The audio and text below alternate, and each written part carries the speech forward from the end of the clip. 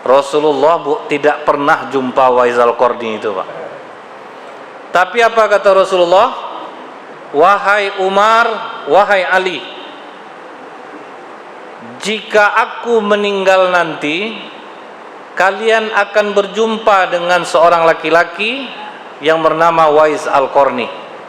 Dia tidak terkenal di bumi, tapi dia sangat terkenal di langit.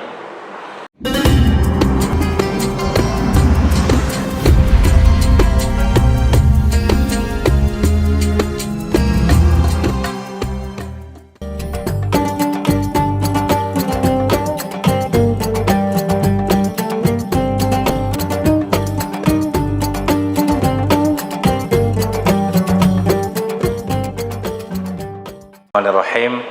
Assalamualaikum warahmatullahi wabarakatuh.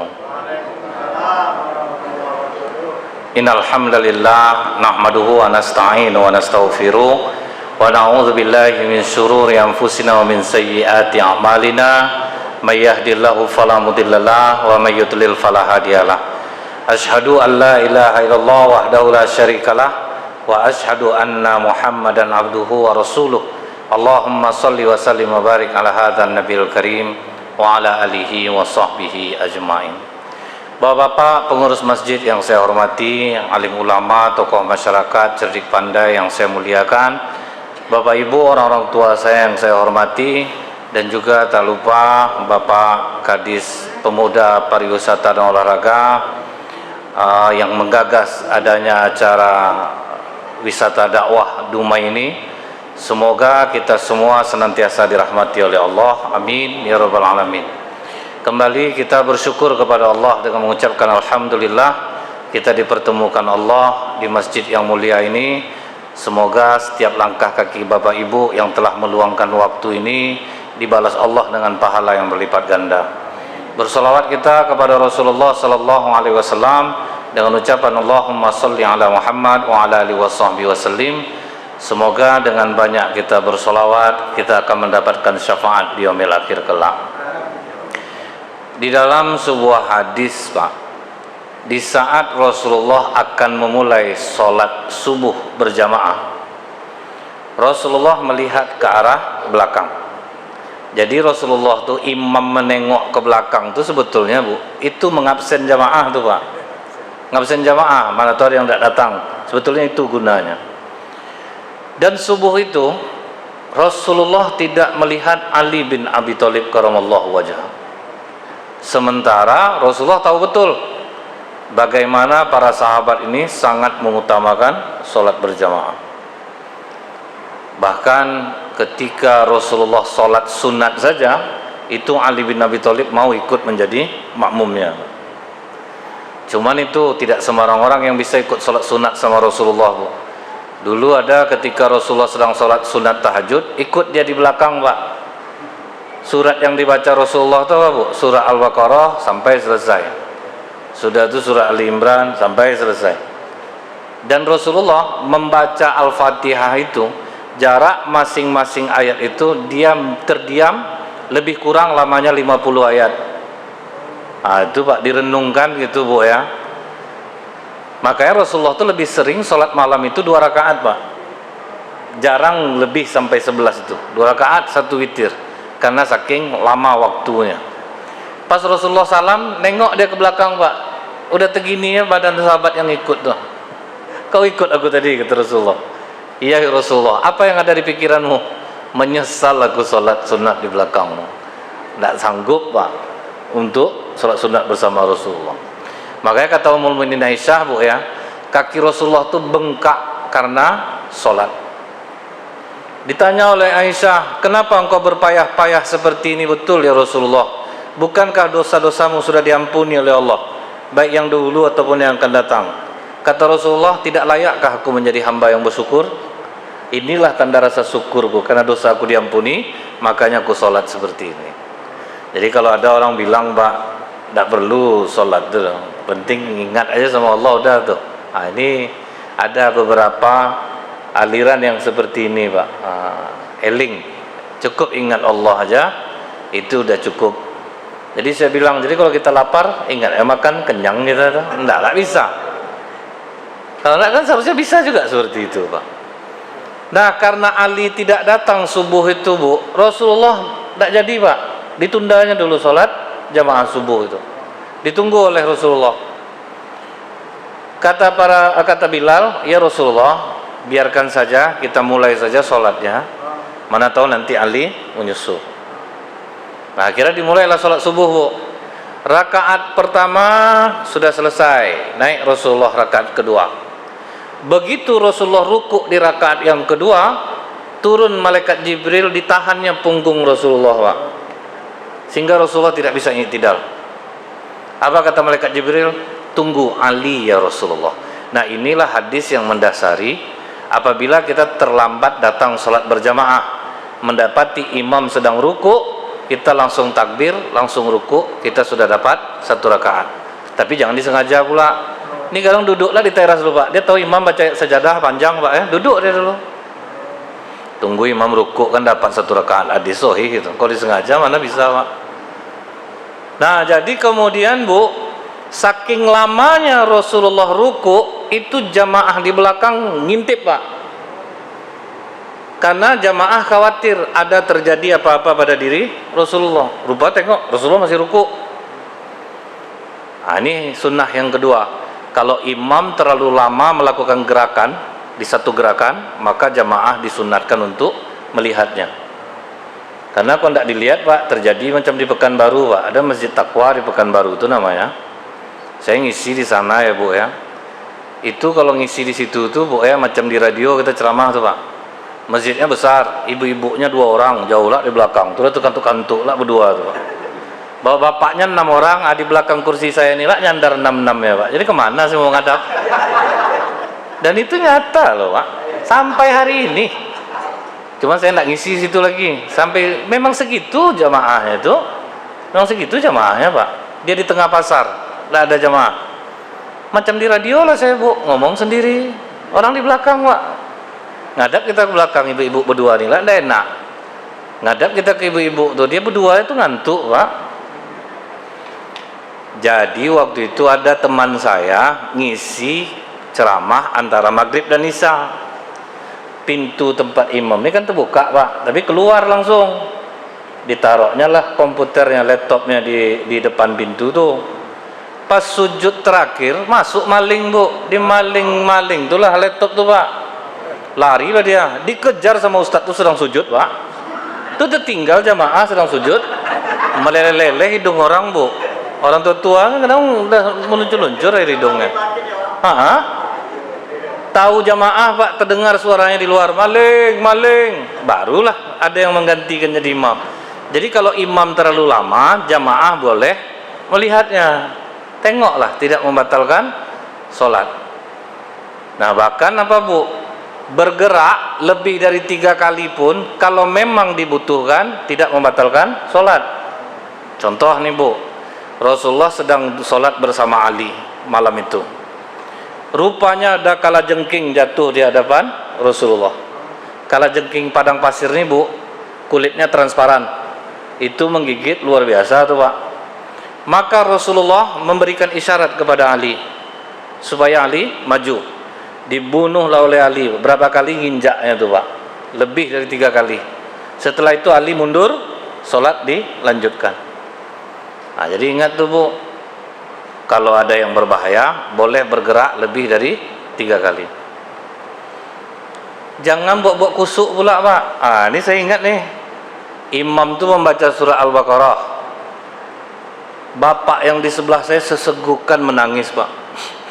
Ya, ingat bacaan imam tuh, Mathalul ladzina yunfikuna amwalahum fi sabilillah kamathali habbatin nambatat sab'a sanabila fi kulli sumbulatin mi'atu habbah wallahu yudha'ifu liman yasha wallahu wasi'un alim. Itu ayat tentang sedekah tuh, Pak.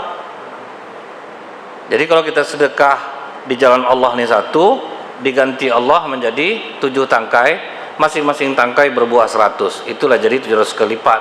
Bapak ini menangis di sebelah saya. Saya sangka bapak ini mungkin menyesal dulu ya, karena dia punya banyak duit, dia tidak sedekah. Penasaran saya Bu, tak gusuk sholat saya, mau bertanya Pak. Habis sholat saya tanya, di bagian ayat yang mana tadi Bapak tersentuh Pak? Sampai sesegukan macam itu Bapak menangis. Lipan digigitnya paha saya. Ditahannya Bu, tuh makin kuat gigit ya Pak. Nah, itu kalau kita tidak tahu. Sebetulnya boleh Pak, bunuhlah. Bunuh. Buat-buat kusuk pula Bu. Dicobanya menjepit Pak, tentu tambah kuat. Nah jadi Bu ya, kita tidak masalah apa yang membahayakan ya, cuman jangan Ibu latah waktu membunuh itu, mati kau, artinya batal sholat Bu, karena itu dianggap kita bicara. Jangankan bicara seperti itu Bu, Ibu memberi isyarat batuk supaya imam cepat ruku, itu udah dianggap bicara loh Pak. Itu batal sholat Bu. Kan kadang-kadang kalau lama tarawih itu kan ibu-ibunya pertama masih ramah Pak, itu artinya cepatlah ruku, belum juga lagi itu putus sajalah sholat lagi itu, karena itu dianggap bicara. Karena kita yang niat memberikan isyarat. Begitu Ali masuk Pak, begitu Ali masuk pas Rasulullah ruku, Ali langsung takbir, langsung ruku. Baru dilepaskan malaikat Jibril tekanannya di punggung Rasulullah. Nah sujudlah Rasulullah. Selesai sholat, tentu sahabat bertanya Pak, ya Rasulullah, kenapa berbeda sholat subuh kita kali ini? Kenapa engkau ruku begitu lama di rakaat yang kedua, sehingga kami merasa khawatir dan kami tadi mengintip-ngintip ya Rasulullah, takut terjadi apa-apa pada dirimu. Kata Rasulullah, aku pun tidak tahu. Ketika aku rukuk tadi di rakaat kedua, malaikat Jibril datang menahan punggungku, katanya tunggu Ali. Kita tunggulah Ali dulu. Selesai Ali sholat, dipanggil Rasulullah, Ali ta'al, apa yang menyebabkan engkau terlambat datang subuh ini sampai Jibril menahan punggungku di rakaat yang kedua? Kata Ali, di saat aku akan melangkahkan kaki ke masjid tadi ya Rasulullah, ada orang tua berjalan di depanku tertatih-tatih. Karena engkau memerintahkan kepada kami untuk menghormati orang tua, aku tidak mau melampaui langkahnya. Aku tetap berada di belakangnya. Sehingga begitu dia sampai di persimpangan, aku mempercepat langkahku menuju masjid dan menyaksikan engkau dalam keadaan ruku. Artinya apa Pak? Orang sholat berjamaah ini sama pentingnya dengan berbakti kepada orang tua.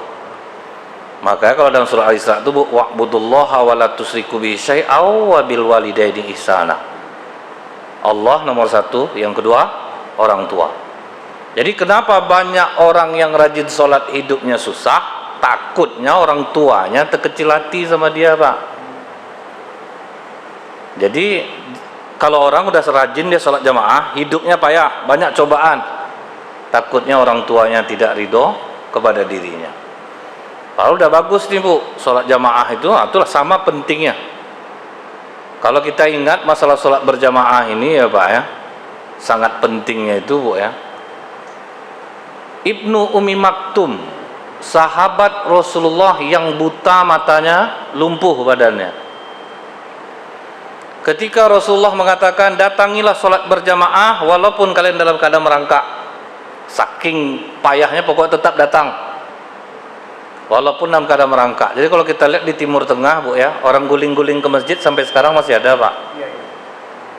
Dibawanya baju dua, guling-guling, dia tidak bisa jalan. Begitu betul untuk bisa hadir di masjid. Kalau kita kan di Indonesia ini sunnah muakkad baru nih Pak. Sunnah muakkad baru nih, sunnah yang dikeraskan. Tapi kalau di Arab Saudi, sholat wajib bagi laki-laki adalah berjamaah di masjid.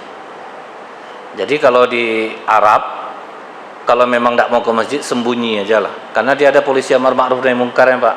Itu patroli mencari laki-laki yang tidak sholat berjamaah.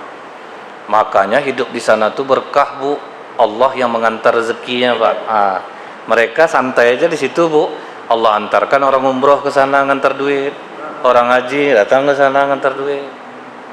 Tapi begitu Allahu Akbar, toko langsung tutup. Salah-salah terjepit kepala kita bawah rolling door tuh Pak. Begitu betul mereka menghargai azan. Kadang kita malu sama orang Jepang, Bu. Orang Jepang mendengar lagu kebangsaannya itu, Pak, ya, sedang buang air besar langsung tegak dia, Bu. Mau belepong lah. Pokok begitu dia menghormati lagu kebangsaannya. Nah, kita azan, Allah yang memanggil, Pak. Nah, jadi begitu Rasulullah mengatakan datangilah sholat berjamaah walaupun kalian merangkak, Ibnu Umi Maktum mengajukan uzurnya. Aku ini udah tua ya Rasulullah, mata buta, tidak ada yang menuntunku jalan ke masjid, boleh enggak aku sholat di rumah? Rasulullah balik bertanya, Pak, apakah kau mendengar suara azan? Dengar ya Rasulullah. Istilahnya, Bu, tidak bemik orang azan di masjid ini, itulah batas kita datang berjamaah. Dengar ya Rasulullah, tidak ada keringanan untukmu, kau tetap hadir berjamaah. Pada masa itu jauh dengar suara azan orang, Bu, karena tidak ada suara kendaraan, Pak. Suara kendaraan tidak ada, jadi azan langsung terdengar. Ibnu Umi Maktum tidak membantah. Betul-betul dia lakukan, Pak, apa yang dikatakan Rasulullah tuh. Bangun dia waktu subuh, setelah dia berwudu, jalan dia menuju masjid. Rupanya terjatuh dia, Pak. Berdiri dia lagi, dia jalan lagi, jatuh lagi. Bukan pulang dia, Bu, tegak dia lagi, jalan dia lagi. Karena kan pasir itu lembut, Pak, masuk. Pas dia mau jatuh yang ketiga kali, datang seorang pemuda memeluk tubuh Ibnu Umi Maktum. Pak, biar saya ngantar Bapak, kata pemuda ini, Pak. Dia antarnya lah Ibnu Umi Maktum di masjid. Saya tunggu Bapak di luar, saya pula yang ngantarkan Bapak pulang. Udah mulai curiga Ibnu Umi Maktum, dia ngantar aku ke masjid, dia tidak sembahyang. Dia duduk di luar, masih diam Ibnu Umi Maktum. Pulang diantarnya, Pak. Dia pula yang menyampaikan, besok Bapak jangan pergi langsung, Pak, tunggu aja saya yang jemput Bapak. Sama, tetap nunggu di luar. Udah beberapa hari curiga Ibnu Umi Maktum, kau ini siapa sebetulnya nih? Ngantar aku ke masjid, pulang kau antar, tapi kau tidak pernah sembahyang. Aku iblis, katanya. Iblis kok buat baik kau sama aku? Bukan buat baik, Pak. Bapak jangan salah sangka. Waktu Bapak jatuh pertama itu, banyak dosa-dosa Bapak diampuni oleh Allah. Rugi aku. Pas Bapak jatuh yang kedua, sama dosa-dosa keluarga pun diampuni oleh Allah. Tambah banyak rugi aku. Jadi tambah banyak rugi aku, bagus aku sudah sambut Bapak lagi. Jadi iblis itu bisa dia berbuat baik kepada kita, Pak, asal amal kita tidak nambah. Contohnya, Bu, rapat pembunuhan Rasulullah. Padahal waktu itu di Darun Nadwah, orang itu rapat untuk memenjarakan Rasulullah, untuk memboikot, untuk mengasingkan. Tapi ada satu sosok bapak-bapak, Pak, yang tidak setuju dengan ide-ide orang. Asal ditanya dia bagaimana menurut Bapak, tidak setuju. Dia pakainya pakaian orang terhormat pula, Pak. Karena waktu di Arab itu, Pak, pakaian menentukan status seseorang. Jadi misalnya, Bu, ya, macam Raja Salman, dia pakai jubah yang di luar itu tuh, Pak, itu beda tuh, Pak. Atau yang udah pakai selempang kuning, itu menandakan dia sudah hafiz misalnya gitu, Pak. Beda-beda tuh, Bu, bajunya itu menentukan siapa orang ini. Jadi berbeda-beda dia. Jubahnya putih biasa, kan ada tuh, Pak, ya. Ada yang berjenis jubahnya itu berbeda pula, ada alas-lah di luarnya. Ada dia memakai imamah itu berbeda pula. Jadi lebih mudah untuk dikenali. Jadi dia selalu mengatakan tidak setuju, tidak setuju, tidak setuju. Akhirnya tanya orang ke dia, kalau menurut Bapak macam mana? Dari tadi Bapak tidak setuju. Kumpulkan pemuda-pemuda Quraisynya, kepung rumah Muhammad itu. Ini sebelum hijrah nih, Pak. Keluar Muhammad, bunuh, cencang badannya ramai-ramai. Jadi tidak bisa keluarganya nuntut, karena seluruh suku di Quraisy ikut. Betul pendapat Bapak nih, Pak. Rupa siapa Bapak tuh, Pak? Iblis ikut rapat. Maka kalau Bapak ikut rapat, ada tidak setuju, tengok muka, Pak. Itu perlu tuh, betul Pak Haji nih, Pak Haji. Ragu gitu nih, Pak. Orang setuju dia enggak, orang setuju dia enggak. Itu tengok betul mukanya, Pak. Jangan-jangan iblis ikut rapat. Jadi dia bisa, Pak, dia bisa masuk dia, Bu. Dia bisa masuk. Nah, kemudian, Pak, Akhirnya kata Ibnu Maktum, jangan kau jemput aku tidak butuh bantuanmu. Aku bukan membantumu, aku hanya menghambat jangan sampai amalmu ini besar. Disinilah kita tahu, Bu, kalau kita salat berjamaah itu satu langkah menghapus dosa, satu langkah mengangkat derajat. Stres iblis dibuatnya, Pak. Sudah buat dosa habis. Apa ndak stres iblis itu dibuatnya? Nah, itulah pentingnya solat berjamaah sampai seperti itu, Bu, sahabat menempuhnya.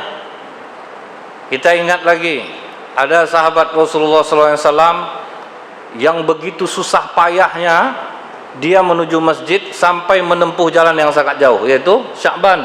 Sya'ban itu hampir sama macam cerita Ali tadi, Pak.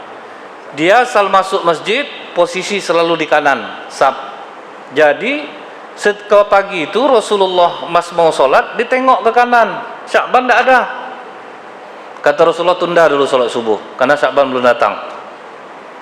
Karena terlalu lama menunggu, akhirnya sholat subuh pun dimulai. Selesai sholat subuh, Rasulullah tidak enak hatinya, Pak. Langsung ditanyanya, ada yang tahu kabar Sya'ban pagi ini? Tidak ada, ya Rasulullah. Yang tahu rumahnya ada? Ada, ya Rasulullah. Dibawalah Rasulullah jalan. Kalau diperkirakan waktunya, Pak, 3 jam dari masjid. Jadi kalau udah pergi, dia pagi kerja, pulang malamnya lagi, Pak. Penting dia selalu duluan sampai di masjid. Begitu Rasulullah sampai ke rumah Sya'ban, rupanya tetangga udah ramai.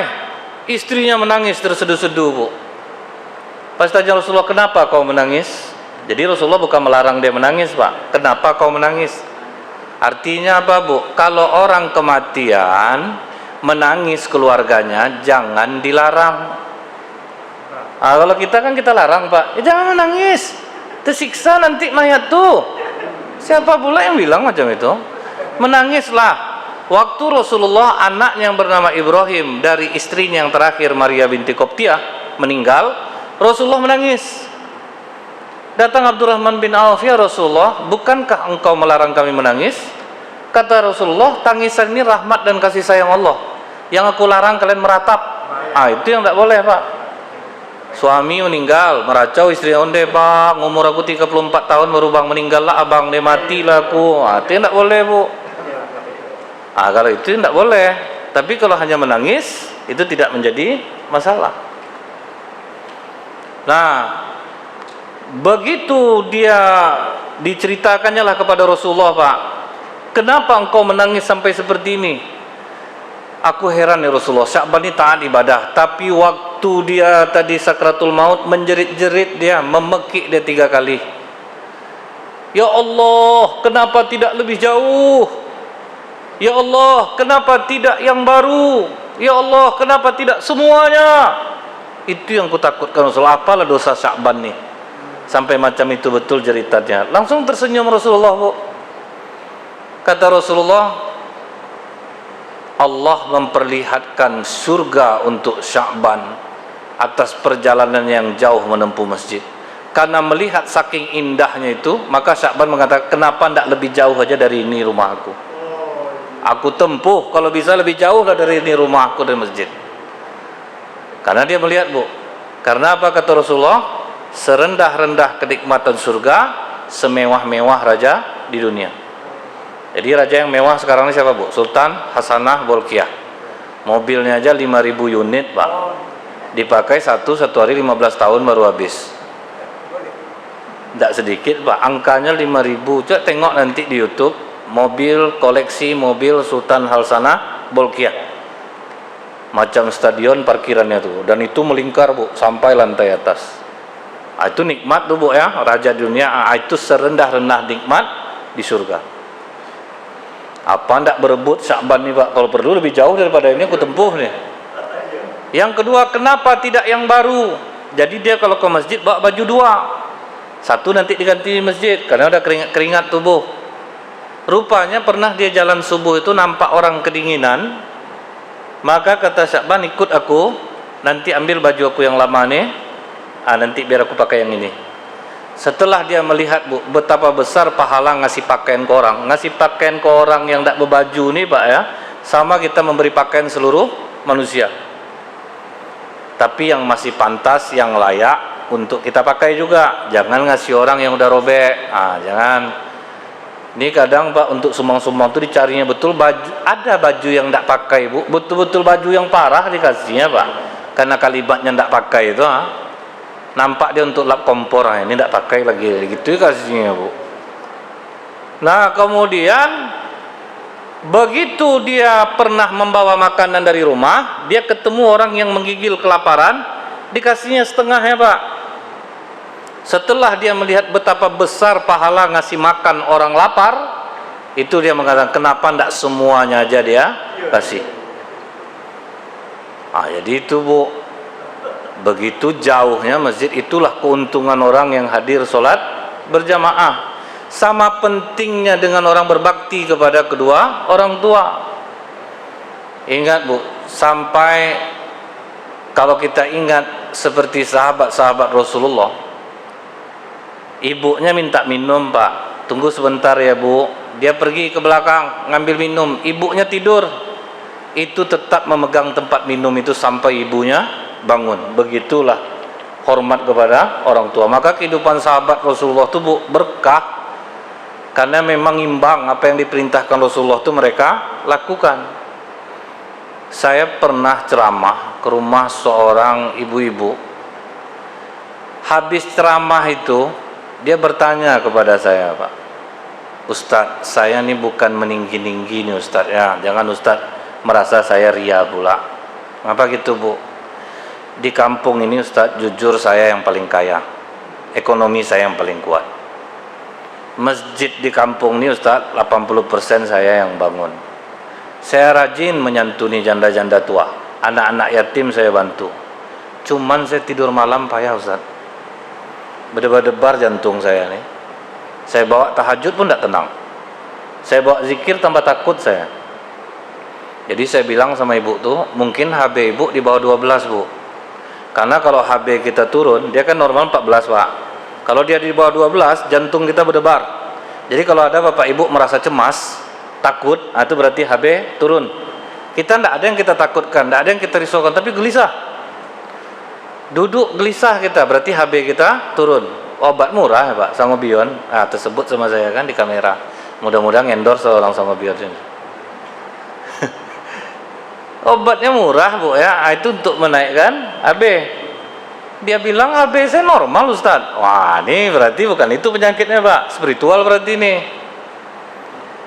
Kalau memang ibu udah banyak berbuat baik seperti itu Bu, gelisah juga ibu.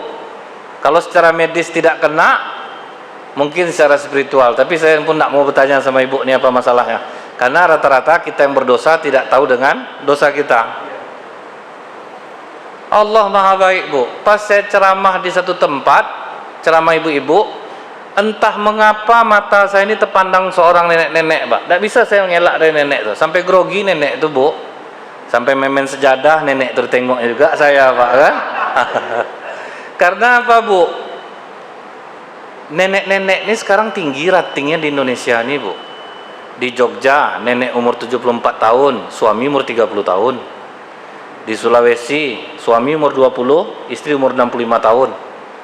Jadi nenek hati-hati nih Nek, jangan bilang aman-aman ya. Banyak anak muda sekarang mau sama nenek-neneknya. Atuk-atuk macam itu juga Pak. Sedang naik ratingnya atuk-atuk di Indonesia nih. Ada anak gadis umur 23 nikah sama laki-laki umur 65. Jadi bapak siap-siap aja pokok Pak. Pokok persiapkan mental bapak. Jadi Bu ya, setelah saya selesai ceramah, nenek itu maju ke depan, umur sekitar 70-an lebih lah. Nak Ustadz, ya Nek, ngapa nak Ustadz memandang nenek dari tadi? Dituntutnya mata saya Bu, mulai berdebar jantung saya ya. Saya bilang sama nenek tuh, saya minta maaf Nek, saya memandang nenek dari tadi itu, ingat saya jemaah saya, namanya Bu Ajah ini, umurnya 55 tahun, tinggalnya di daerah ini. Anak saya tuh Ustadz. Anak ibu yang bertanya ke saya tuh Pak. Langsung saya tanya bagaimana dia dengan nenek, langsung nangis nenek tuh. Jarang mengunjungi saya tuh Ustadz. Kalau ke tetangganya jangan Ustaz sebut lagi. 3 kilo dari rumahnya tahu orang siapa dia. Nih saya mak kandungnya Ustaz. Pinjam duit 700.000 aja untuk beli obat diabetes. Menjelang uang pensiun almarhum suami keluar, tak mau dia ngasih Ustaz. Tuh Bu. Rupanya jahat sama orang tua. Jadi kalau udah berdebar jantung rasanya, pencemas, banyak kegelisahan, coba mana tahu hubungan dengan orang tua, kena. Orang tua nih Bu ya, terkenal kebohongannya. Kebohongan maksudnya itu apa Bu? Dia lapar, makanan satu. Dia bilang kan, mama udah kenyang nak, makan aja lah, mama udah makan. Begitulah orang tua itu Pak. Begitulah sayang orang tua itu kepada anak. Ibu lihat sekarang, kenapa banyak orang susah melahirkan? Asal lahir operasi Pak. Durhaka sama orang tua. Karena salah satu tanda hari kiamat, seorang ibu akan melahirkan tuannya. Maksudnya itu apa Pak? Anaknya yang menjadikan maknya babu ya, jaga anak. Datang nenek nih, kami ridho Ustaz. Nenek ridho, Allah yang tidak ridho, itu masalahnya tuh. Masa suruh orang tua jaga anak? Kadang ngamuk lah dia kalau anaknya sakit dikasih es. Namanya kakek-kakek atuk-atuk nih Bu, apa minta cucu dikasih Pak? Kena marah pula mama ini udah jelas dia sakit, mama kasih juga es. Kadang ngasih orang tua duit macam ngasih anaknya Bu. Apa ma ini uang hemat lah Pak, jangan macam-macam belanja tuh. Kan macam anak yang dibuatnya Bu. Kan biasanya orang tua ngasih ke anak belanja, kau jangan belanja macam-macam, hemat sama duit tuh. Itu yang membuat orang susah sekarang, melahirkan susah, hidup susah, sholat rajin tapi hidup susah, takutnya terkena perasaan orang tuanya. Ingat sahabat Rasulullah Alqamah Bu, perang ikut, sedekah rajin, sholat berjamaah. Ketika dia sakratul maut, lidahnya tidak mampu mengucapkan kalimat la ilaha illallah. Heran Bilal Bu, bertanya Bilal kepada Rasulullah, ya Rasulullah, di mana kena Alqamah ini? Sholat rajin sama kita, perang ikut, sedekah rajin, tapi kenapa lisannya tidak bisa mengucapkan kalimat la ilaha illallah? Rasulullah nembaknya dengan pertanyaan langsung Bu, masih hidup enggak orang tuanya? Ada ya Rasulullah, emaknya.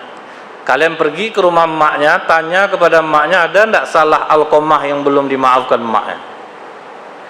Pergilah sahabat Bu, sampai di rumah ibunya, setelah mengucapkan salam, apa kata Bilal? Bu, kami diutus Rasulullah kemari untuk bertanya, ada enggak salah Alqamah yang belum ibu maafkan? Kenapa gitu?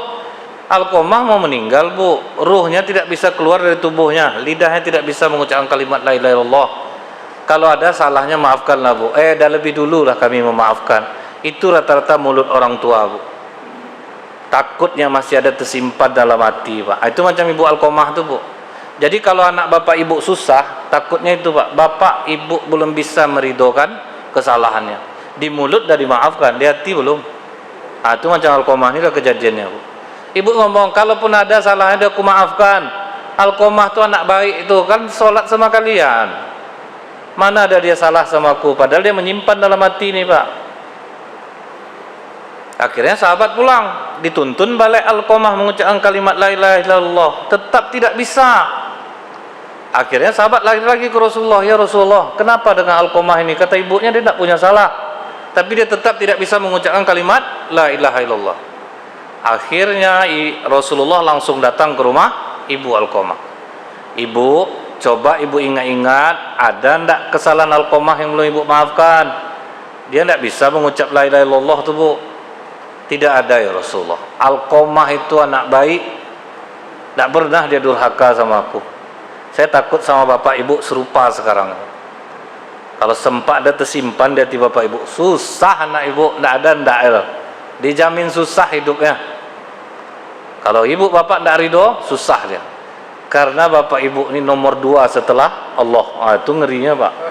Nomor 2 setelah Allah Bu. Dan Allah sendiri yang ngomong di ayat itu, surah Al-Isra ayat 23. Wa'budullaha wa la tusyriku bihi syai'an wa bil walidaini ihsana. Nomor 2 loh Bu. Karena ibunya tidak mau memaafkannya, Rasulullah memanggil Bilal. Bilal, ajak sahabat-sahabat yang lain kumpulkan kayu bakar. Untuk apa ya Rasulullah? Kita bakar Alqamah. Kasihan, tidak bisa ruhnya keluar dari tubuhnya. Mendengar anak mau dibakar, apa kata ibunya? Jangan bakar anakku ya Rasulullah. Aku ngaku memang ada kesalahan alqamah yang belum bisa aku maafkan. Apa itu ibu? Semenjak dia menikah ya Rasulullah, dia lebih memuliakan istrinya daripada aku. Itu yang kita takut tuh Pak. Istri puas kita buat Pak, emak bapak kita susah. Saya kalau nengok nenek pakai tas bagus pasti saya tembak langsung Bu. Sisa anak ya Bu, karena dapat sisa rata-rata nenek nih Bu. Iya Ustaz, dah rusak resletingnya dikasih menantu ke saya. Udah rusak resleting baru kasih. Kapan nenek makan pizza? Kalau sisa cucu. Kapan tahu Kentucky? Sisa cucu. Itulah baru tahu makanan nenek enak tuh Bu. Jadi ini yang banyak orang kena sekarang ini Pak. Nah itu bayangkan tuh Bu, sahabat rajin ibadah Pak ya, kena sekali gara-gara tidak berbakti kepada orang tuanya. Apa kata para ulama Bu? Orang yang berbakti kepada orang tua, berdiri dia di atas bukit batu, dia katakan jadilah kau emas, jadi emas bukit itu. Maksudnya apa Pak? Urusannya mudah, tidak ada ndaknya. Urusannya pasti mudah, lempeng jalannya Bu.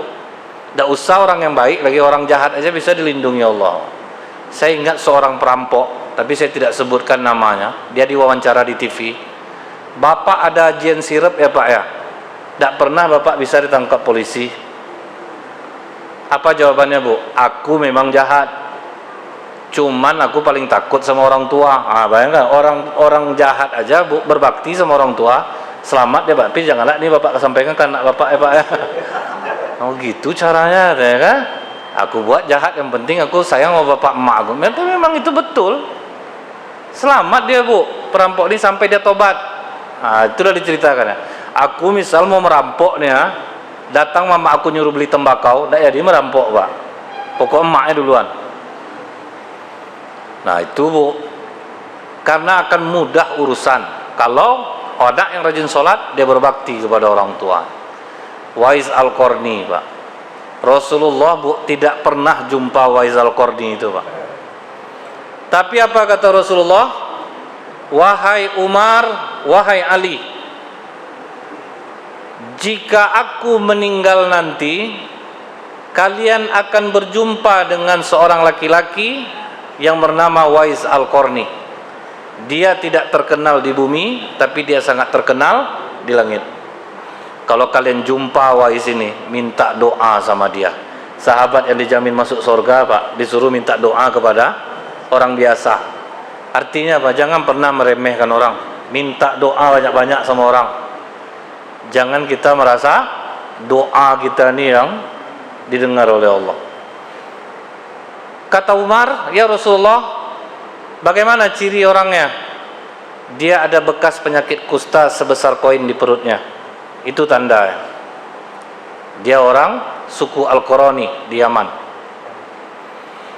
Maka setelah Rasulullah meninggal, selalulah Umar dan Ali berharap Pak jumpa dengan sosok Wais Al-Qarni ini.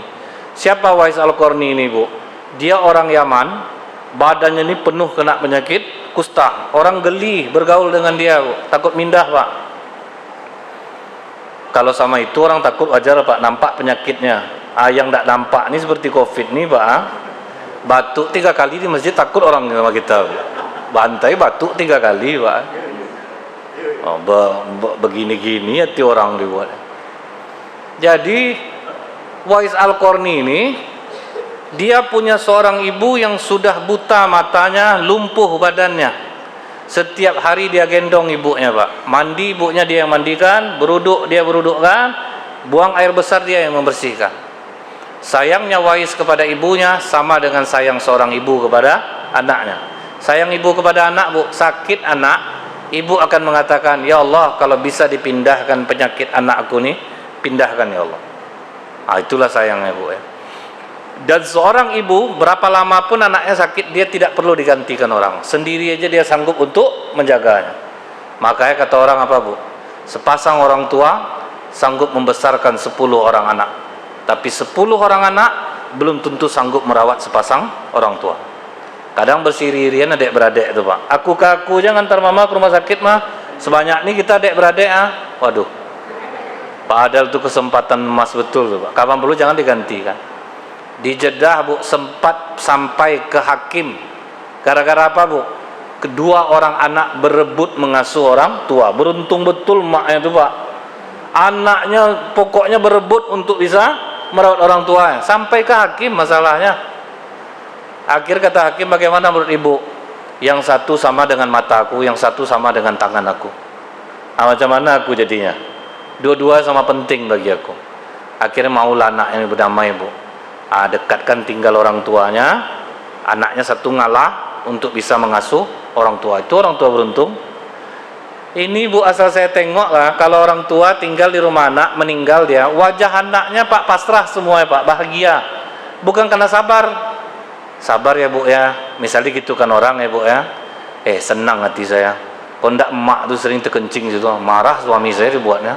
Ini alhamdulillah udah mati dia, bangga dia Pak, senang hati ya orang tuanya mati.